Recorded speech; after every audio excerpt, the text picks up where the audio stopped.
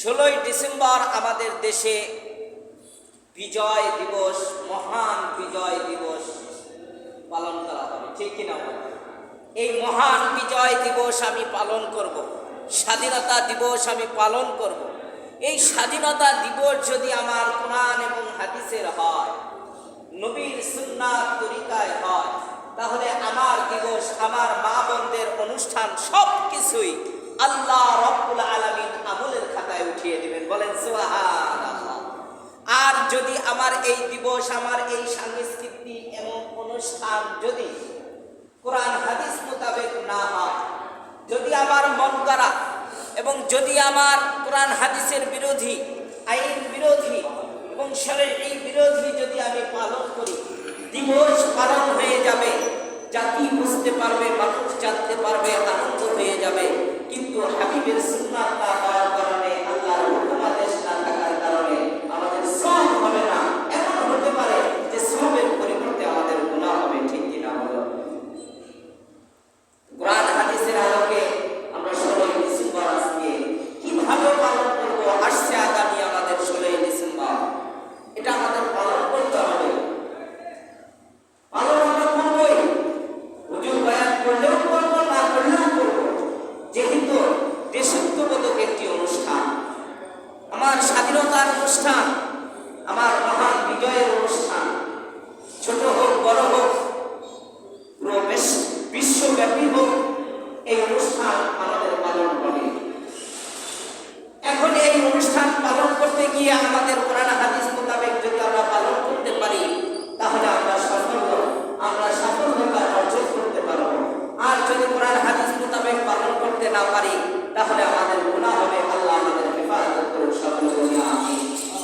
শুরুতে আসি, আমাদের দেশে স্বাধীনতার মূল ভূমিকা কোথায় থেকে এসেছে? আমার এই বাংলা এক সময় বাংলাদেশ ছিল না। বাংলাদেশ নামকরণ করা হয় নাই, স্বাধীনতা পতাকা ঝুলানো হয় নাই। এই ভারত এবং বাংলা, পাকিস্তান উপমহাদেশের এই ভূখণ্ডকে এক সময় শাসন করেছিল ব্রিটিশরা। তারা যুগ যুগ, শত বছর এদের স্বাধীন করে। ব্রিটিশ, আমাদের জানা দরকার ব্রিটিশ জাতিটা কোথায় থেকে এসেছে। এই জাতির মৌলিক এবং এই জাতির মূল ঠিকানা হলো ইসরায়েলি একটি শাখা। এই জাতি হলো খ্রিস্টানদের একটি শাখা। এই জাতিরা মুসলমানের ঈমান কিভাবে ক্রয় করা যায়, মুসলমান দেশগুলো কিভাবে দখল করা যায়, যুগ যুগ ধরে বিভিন্ন রাষ্ট্রকে তারা দখল দেওয়ার জন্য আশা এবং সাধনায় করে থাকে। তাহলে এই জাতি খুব ভালো কোনো জাতি না, এটা আমরা জানি। আমরা ইতিহাসের পাতায় দেখব ব্রিটিশ জাতি এটা নাস্তিক একটা জাতি, যে জাতি মানুষের এবং মানব মুসলমানদের ঈমান ক্রয় করার জন্য তারা করে থাকে। এই জাতি আমাদের ভালো চায় না। ব্রিটিশ জাতি এসেছিল, তার প্রমাণ হলো, আপনারা যদি চট্টগ্রাম সফর করে থাকেন, তাহলে সেখানে দেখবেন যে তাদের কিছু নমুনা নিশানা এখনো রেখে গিয়েছে তারা। একটা জায়গার নাম হলো আগুন পানির পাহাড়, চট্টগ্রাম।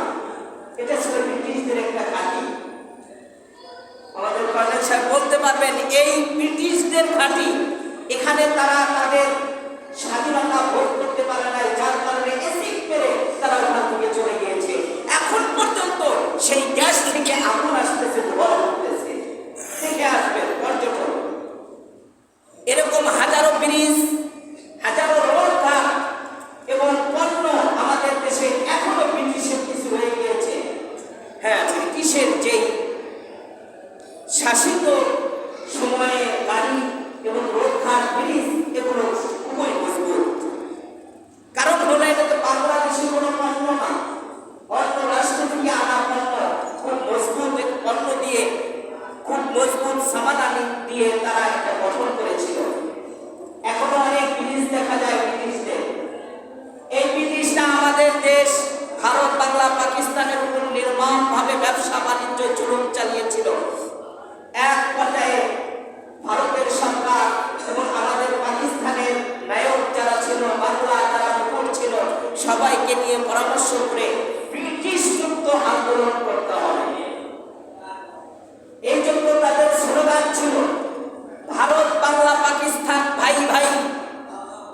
বাংলা পাকিস্তান ভাই ভাই, আসো আমরা ব্রিটিশ খেলাই।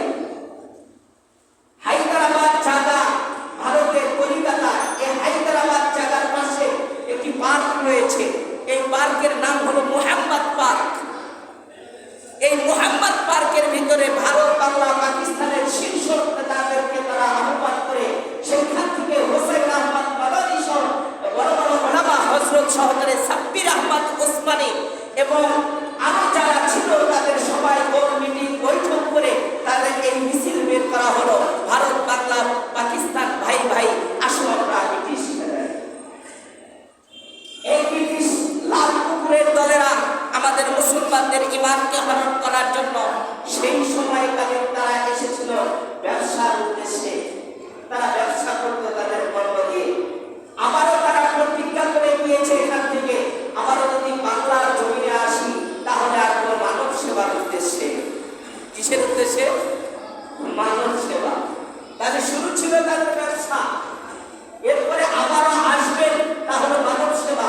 তার শাখা প্রশাখা আমি আলোচনা করেছিলাম আপনাদের যে বর্তমান এনজিও ইসকন এরা হলো সেই ব্রিটিশদের একটি দালাল, তাদের হলো সেই পালিত কুকুর। তারাও এখানে মানব সেবা নাম দিয়ে দিয়ে মুসলমানের ঈমানগুলো হরণ করছে। তার প্রমাণ হলো আপনারা দেখতে পারেন পঞ্চগড় এবং নদীতাত্ত্বিক এলাকাগুলো সেখানে এনজিও নাম দিয়ে দিয়ে বিভিন্ন পর্যায়ে তারা মানব সেবা দিচ্ছে এবং ঈমান নষ্ট করছে। আমি আমার ভাষায় বলি মানব সেবা না, মানুষ ছেঁচা। মানুষ ছেঁচা, মানুষকে শেষ করে দিচ্ছে, ঈমানকে শেষ করে দিচ্ছে, ছেঁচে দিচ্ছে। যা হোক, এই ব্রিটিশ আন্দোলন তাদের শক্তি পাওয়ার ক্ষমতা ছিল 1940 পর্যন্ত। 1940 পর্যন্ত তাদের ক্ষমতা এবং তাদের শাসন এবং আমাদের উপরে নির্যাতন নিপীড়ন চলতে থাকে। মোগল সম্রাট সহকারে সেই সময়কালীন লাহোর একটি ঘোষণা করা হয় যে মুসলমানদের উপরে এইভাবে যদি নির্যাতন করা হয় তাহলে মুসলমান তোমাদেরকে ছাড়বে না। শামসুল হক ফরিদপুরি সহকারে আরো যত বড় বড় ওলামা হযরত হোসাইন আহমদ মাদানী এবং শিববির আহমদ ওসমানী এবং তাকি ওসমানীর বংশধরেরা যারা ছিল পাকিস্তান, তাদেরকে সহকারে যে বৈঠক করা হলো, বৈঠকের মধ্যে হোসাইন আহমদ মাদানীকে বলা হলো ব্রিটিশদের আন্দোলন করা হবে, ব্রিটিশ বিরোধী আন্দোলন করা হবে, আপনারা কি সাড়া দিবেন কিনা? যদিও সেই সময় ভারতের সরকার হিন্দু কাফের ছিল, এরপরেও হোসেন আহমদ মাদানী বলব, আমি হোসেন আহমদ মাদানী যদি আল্লাহর কাছে বদদোয়া করি, আমি হোসেন আহমদ মাদানী যদি জমিনে সিজদা করি, তাহলে ব্রিটিশ এমনিই খতম হয়ে যাবে। কিন্তু বিশ্বনবী আমাকে এটা শিক্ষা দেয় নাই।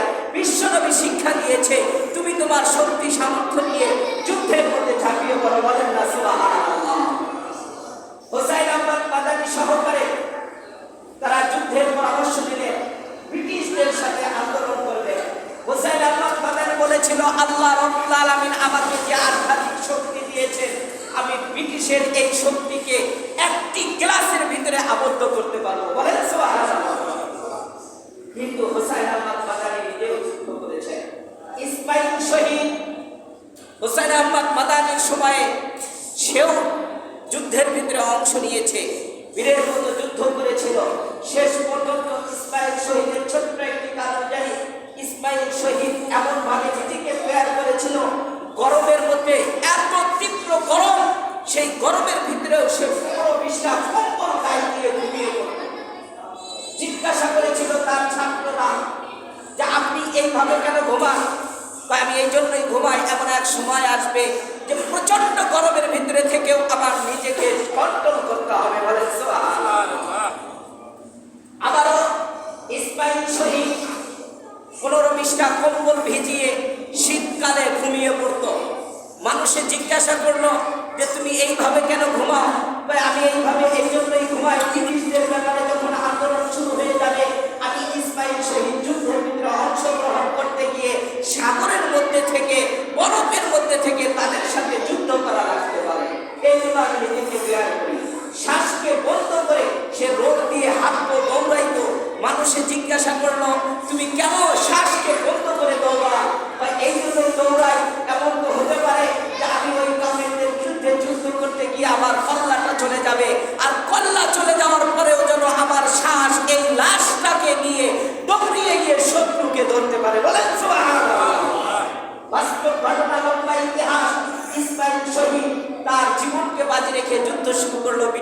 আন্দোলনে, সেই ব্রিটিশ আন্দোলন, ব্রিটিশ খেলাও আন্দোলনের ভিতরে ইসমাইল শহীদকে 100 জনের মতো মানুষ একসাথে চতুর্পাশে ঘিরিয়ে ধরলো।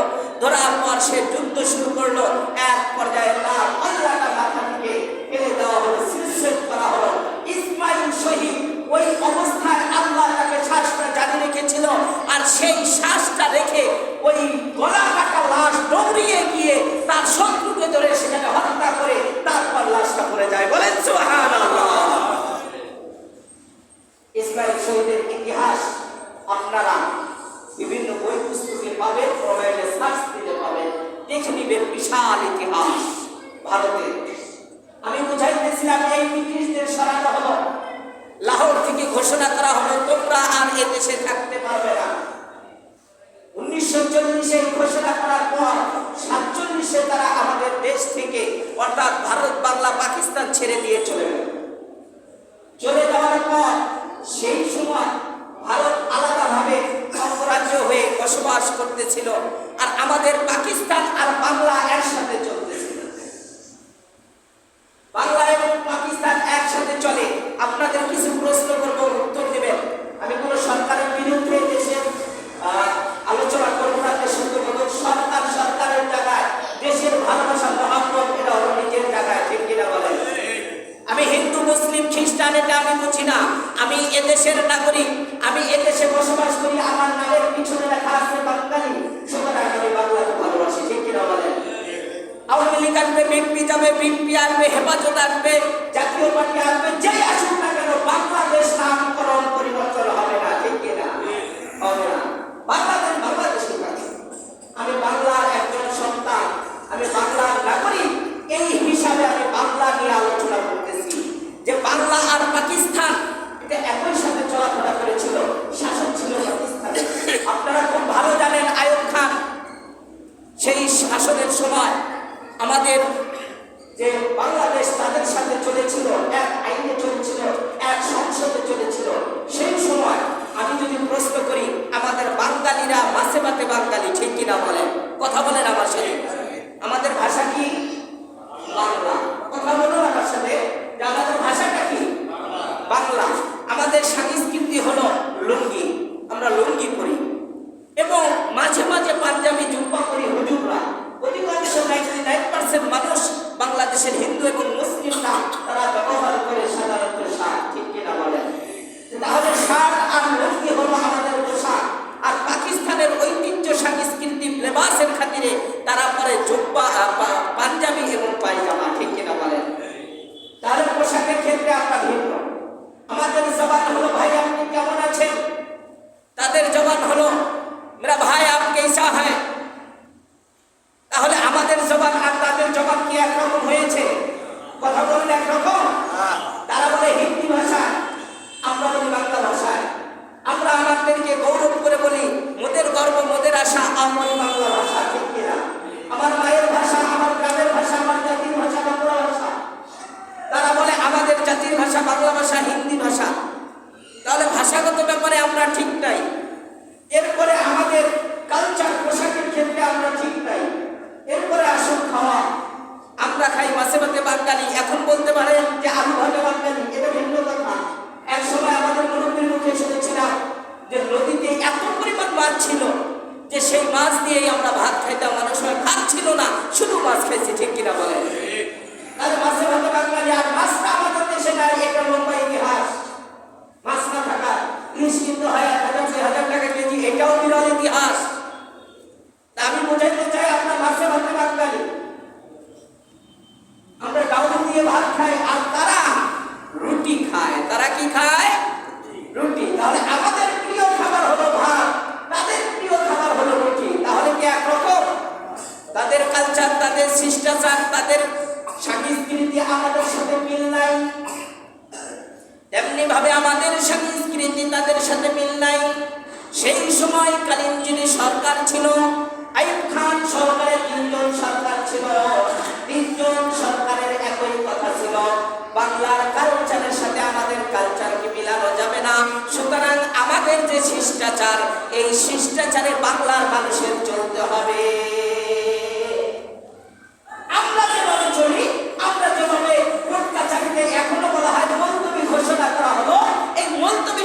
কিন্তু বাংলা না, মুলতবি শব্দটা হলো ফার্সি এবং হিন্দি ভাষা। কোর্ট কাছারিতে এখনো বলা হয় খারিজ করা হলো, খারিজ শব্দটা কিন্তু বাংলা না, এটা হলো হিন্দি এবং সেই পাকিস্তানি ভাষা। এমন ভাবে হাজার শত শত ভাষা দলিলের কাগজের মধ্যে লেখা আছে, দেখে নেবেন। এই দলিলগুলো আমরা অনেক সময় বলি পাকিস্তান পিরিয়ডের কি করা, রেকর্ড করা, ঠিক কিনা বলেন? এই জাতীয় কথা আছে না আমাদের মধ্যে। পাকিস্তানের বিএসআরএস যে খতিয়ানগুলো আছে, এই খতিয়ানগুলো দেখবেন সেখানে অনেক শব্দ হিন্দিতে লেখা রয়েছে। এর মানে হলো সেই সময়কালীন থেকে যেভাবে চলে আসছে 85 পর্যন্ত আমাদের বাংলাদেশের খতিয়ানগুলো সব 62 যে রেকর্ডগুলো আছে, এই রেকর্ডগুলো সবগুলো পাকিস্তানের আন্ডারে ছিল, তারাই তাদের কলমে লিখেছে। তাহলে তারা আমাদের উপরে চাপিয়ে দিল যে আমাদের শাসনে চলতে হবে তাদের। আচ্ছা বলুন, আমরা এদেশের অধিবাসী, আমরা এদেশে জন্মগ্রহণ করেছি, আমরা কি পাকিস্তানের কথা মতো চলবো? আসুন, আমরা তাদেরকে জালেম আর কাফের বলতেছি না। আমি সহজে বোঝানোর চেষ্টা করি যে তাদের কালচারের সাথে তো আমাদের কালচারই মিল ছিল না। এই কারণে আমরাও তাদের উপরে রুদ্ধ হয়ে গেলাম, রাগ হয়ে গেলাম, তারাও আমাদের উপরে চাপিয়ে দিল, হয়ে গেল। ঠিক কিনা বলেন? মানতে পারি না, এই জন্যই চলুন। এখন তারা তাদের কালচার আমাদের উপরে চাপানোর পর ভারত তো আলাদাভাবে চলতেছিল, এখন পাকিস্তান আর বাংলা একসাথে চলতেছে। এই মুহূর্তে দেখা গেল যে না, তাদের কালচার আমরা মানতে পারি না, আমাদের উপরে যেহেতু জুলুম মনে হচ্ছে, আমরা জুলুম মনে করি, তারাও জুলুম চালিয়ে দিল। তাদের পোশাক আমাদের পোশাক, তাদের ভাষা আমাদের ভাষা, তাদের খাওয়া আমাদের খাওয়া, তাদের শিষ্টাচার আমাদের কালচার, কোনোটাই মিল নাই। সুতরাং তাদেরকে আমরা মানতে পারি না। তারা যখন দেখতেছে মানতে পারে না, তখনই জুলুম শুরু করে দিল। আমরাও নাম দিয়ে দিলাম হায়ানাত বা হানাদার বাহিনী, নানান ভাবে নাম দিয়ে আমরা তাদের সাথে যুদ্ধ শুরু করেছিলাম। এই যুদ্ধের ভূমিকা কারা রেখেছিল? দলবল নির্বিশেষে বলি, 1 নম্বরে আলেম ওলামা ব্রিটিশ সরিয়ে দিল। তাহলে এদেশ পেলাম আমরা, 1 নম্বর ভূমিকা হলো আলেম ওলামা। দুঃখের বিষয় হলো কোনো বই পুস্তকের পাতায় লেখা নাই যে আলেম ওলামারও দেশ স্বাধীনের মধ্যে ভূমিকা রয়েছে। আরেকজন আলেম তো বিশেষ করে সবাই চিনি, আব্দুল হামিদ খান ভাসানীকে আমার দেশের সাথে লড়াই করে নাই, এর কথা বলেন? ভয় করেন কেন? লড়াই করে নাই? আচ্ছা, তার নামটাও বলেন জায়গায়। এগুলো হলো দুঃখের বিষয়। যা হোক, তাহলে এদের স্বাধীনের ক্ষেত্রে আলেম ওলামা ছিল, এটা আপনাদের বুঝে আসছে। হোসাইন আহমদ মাদানী সহকারে শিল্পীর আহমদ ওসমানী বই খুলে দেখবেন এবং ইতিহাসবিদদের জিজ্ঞাসা করবেন, ভারত থেকে একটু বই লিখেছে যাদের থেকে এদেশ পেলাম, এই বইটা খুঁজে দেখবেন যে এখানে আলেম ওলামার ভূমিকা আছে কিনা। আছে। আরেকটি শব্দ বলি যে আলেম ওলামা থাকার পর আলেম ওলামার নাম নাই, এরপরে যারা ছিল তাদেরও মাঝে মাঝে আমরা কেটে দেই। উদাহরণস্বরূপ, আমাদের দেশ যখন স্বাধীন করা হবে, পাকিস্তান থেকে পৃথক করা হবে, এই পৃথকের ক্ষেত্রে যখন স্বাধীন করা হলো, রক্ত দিল আমাদের মা বোনেরা, রফিক জব্বার, সালাম যারা আছে তারা সহকারে, যারাই রক্ত দিয়েছে এই দেশের জন্য যদি হয়ে থাকে আর নবীর তরিকা যদি কবুল হয়ে থাকে, তারা তো শহীদ, আল্লাহ তাদের মাফ করে দেন। সকলে বলেন আমিন। কিন্তু প্রশ্ন, আমাদের দেশের নায়ক যারা আমরা দাবি করি যে শেখ মুজিবুর রহমান, আসুন, আচ্ছা শেখ মুজিবুর রহমান দেশের জন্য এলান করেছে, এটা আপনি মানতেছেন বা মানতে হবে? উদাহরণস্বরূপ মানতেছেন, 9 মাস বা 10 দিন পর্যন্ত পাকিস্তানের কারাগারে ছিল। শুধু কি শেখ মুজিবুর রহমানই এই দেশটা স্বাধীন করেছে, না আরো কোনো সরকারের মেজরের ভূমিকা ছিল? কথা বলতে হবে, ছিল কিনা বলেন? আমি কি বুঝাইতে চেয়েছি? মেজর জিয়াউর রহমান, তার ভূমিকা ছিল কিনা? ছিল। অধিকাংশ ক্ষেত্রে আমরা অনেক অনুষ্ঠানে বিভিন্ন সময় দেখি জিয়াউর রহমানের নামটা আসে না। এখন যখন আমার বিএনপি ভাইরা ক্ষমতায় আসবে, আমি দলবল নির্বিশেষে কথা বলতেছি, বিএনপি ভাইরা যখন আসবে তখন কিন্তু তাদের ভিতরে অটোমেটিক একটা জিদ কাজ করবে যে আমাদের সরকারের নাম তো কখনো বই পুস্তকে আসে নাই, আমরা কেন শেখ মুজিবুরের নামটা নিব? ঠিক কিনা বলেন?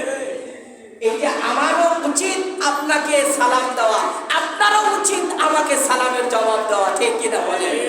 আমাদের উচিত ছিল যে জিয়াউর রহমানেরও ভূমিকা ছিল। আপনার দেখেন, চট্টগ্রাম থেকে জিয়াউর রহমান একটা ভাষণ দিয়েছিল, সেই ভাষণটা 2-3 মিনিটের রেকর্ড এখনো আছে বিভিন্ন মোবাইলে, বিভিন্ন সময় ছাড়া হয়। তাহলে বোঝা গেল যদি আমাদের এই ডাকটা দিয়ে থাকে শেখ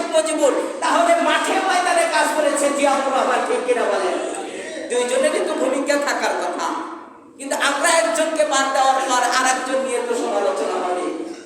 এটা আমাদের বিবেচনার বিষয়। আমি রাজনৈতিক কোনো কথা বলি নাই, বুঝে নেবেন যে যার যতটুকু যেখানে প্রাপ্য এটা বলা দরকার। আমি কোনো দলীয় ভাবে কারোর গোলামি করার জন্য এখানে কথা বলবো এমনটা না। আর দলীয় এবং এগুলো হলো দুনিয়াতে, আর কথা বলতে হবে কার জন্য? আল্লাহর জন্য। হক কথা আমরা বলতেই হবে। আমি বুঝাইতে চাই জিয়াউর রহমানেরও ভূমিকা ছিল, ঠিক কিনা? আলেমুল আমারও ভূমিকা ছিল, সেগুলো আমরা বাদ দেই কেন? এটাও রাখতে হবে। দেশ স্বাধীন করেছে যারা, দেশ স্বাধীনের ক্ষেত্রে যারা জীবন দিয়েছে, তাদের জীবন যদি আল্লাহর জন্য হয়ে থাকে, আল্লাহ তাদের গুনাহ মাফ করে দেখ। সকলে বলি আমিন। তাহলে আমাদের এই দেশ স্বাধীনের ক্ষেত্রে মেজর জিয়াউর রহমানের ভূমিকা রয়েছে। আচ্ছা, জিয়াউর সম্পর্কে 1 মিনিট কথা বলি। জিয়াউর রহমানও সাধারণ কোনো মানুষ না। আল্লাহ তাকে এত মর্যাদা দিয়েছে যে মক্কা শরীফের ভিতরে মদিনা শরীফে যেটা আরাফা বলা হয়, আরাফা, যেখানে আমরা হাজী সাহেবরা স্থান নেই এবং আল্লাহর কাছে গুনাহ মাফের জন্য দোয়া করি, সেখানে গাছ রয়েছে। সেই গাছগুলো নিম গাছ রয়েছে, এখনো ভিডিওতে দেখবেন। সেই নিম গাছের প্রত্যেকটা গোড়ায় আজকে গিয়ে ছাপ দিবেন মোবাইলে যে হুজুরের কথা সঠিক না বেঠিক, প্রত্যেকটা গাছের গোড়ায় লেখা আছে, সুন্দর করে আরবিতে লেখা আছে জিয়াউর শাজার। দেখবেন জিয়াউর শাজার আরবি লেখা। জিয়াউর শাজার মানে হলো যে এই নিম গাছ জিয়াউর রহমান বাংলাদেশ থেকে গিফট করেছিল সেই সরকারকে। সেই সময় বাদশাহ ফাহাদ ছিল, বাদশাহ ফাহাদকে গিফট করেছে। আর বাদশাহ ফাহাদ এটা লিখে দিয়েছে যে এটা হলো জিয়াউরের একটি গাছ, এই গাছ আমাকে গিফট করেছে। সুতরাং সেই গাছের গোড়ায় লিখে দিয়েছে জিয়াউর শাজার।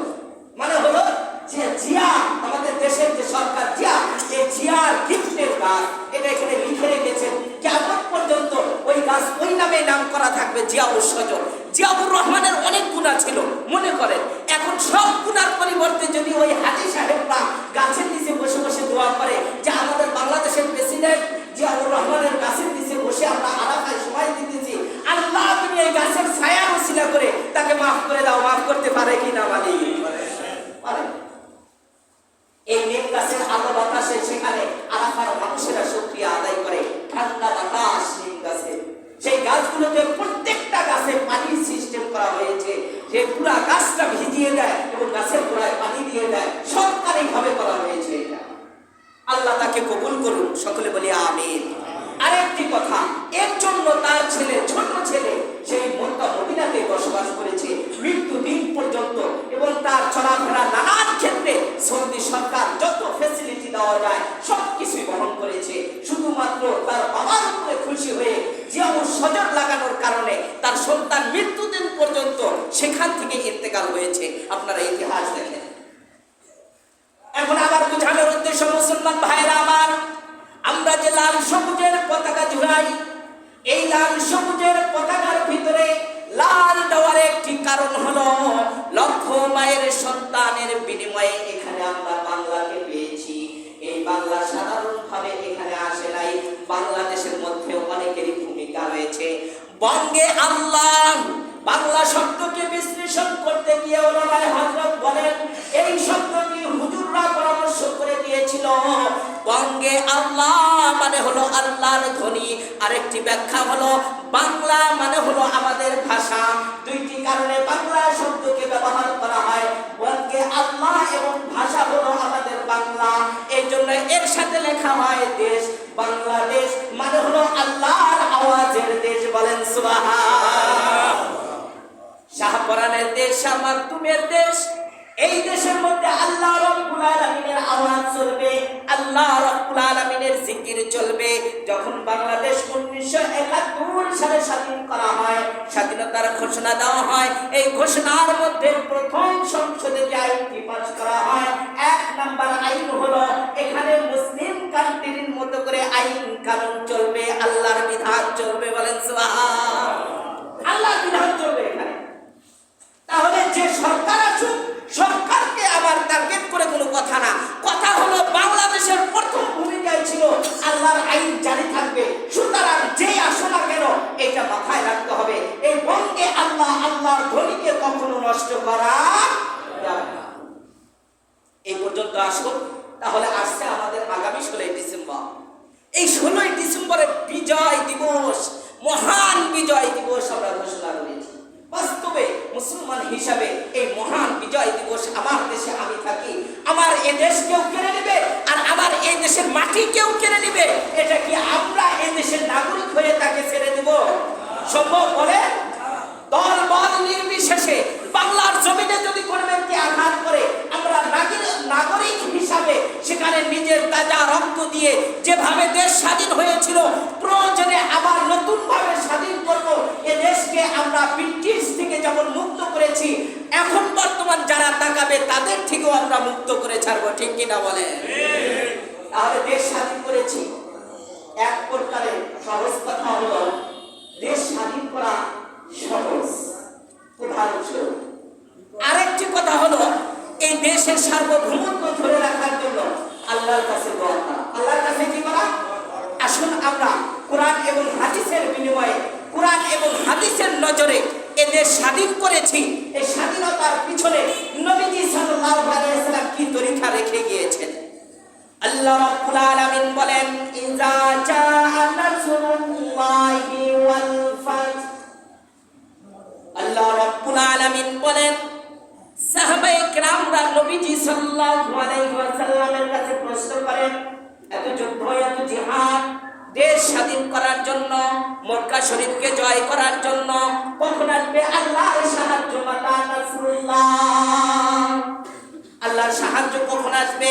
আল্লাহ রাব্বুল আলামিনের কাছে বারবার যখন মুনাজাত করে খাইবারের যুদ্ধের সময় এবং খন্দকের যুদ্ধের সময় সাহাবায়ে কেরামরা জিজ্ঞাসা করলেন, ইয়া রাসূলুল্লাহ, ইয়া হাবিবাল্লাহ, কখন আসবে আল্লাহর সাহায্য?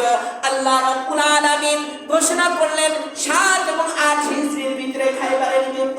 খাইবারের যুদ্ধের ভিতরে নবীজি সাল্লাল্লাহু আলাইহি ওয়াসাল্লাম সেখানে যুদ্ধে অংশ নিলেন। যুদ্ধ শেষ হলো। যুদ্ধ শেষ করে যখন খাইবারের যুদ্ধ থেকে রওনা করলেন, প্রতিমধ্যে আল্লাহ রাব্বুল আলামিন সূরাতুন নাসর নাজিল করলেন। নাজিল করে আল্লাহর নবীকে সান্ত্বনা দিলেন, সাহাবায়ে কেরামদেরকে জানিয়ে দিলেন, ইযা জাআ নাসরুল্লাহ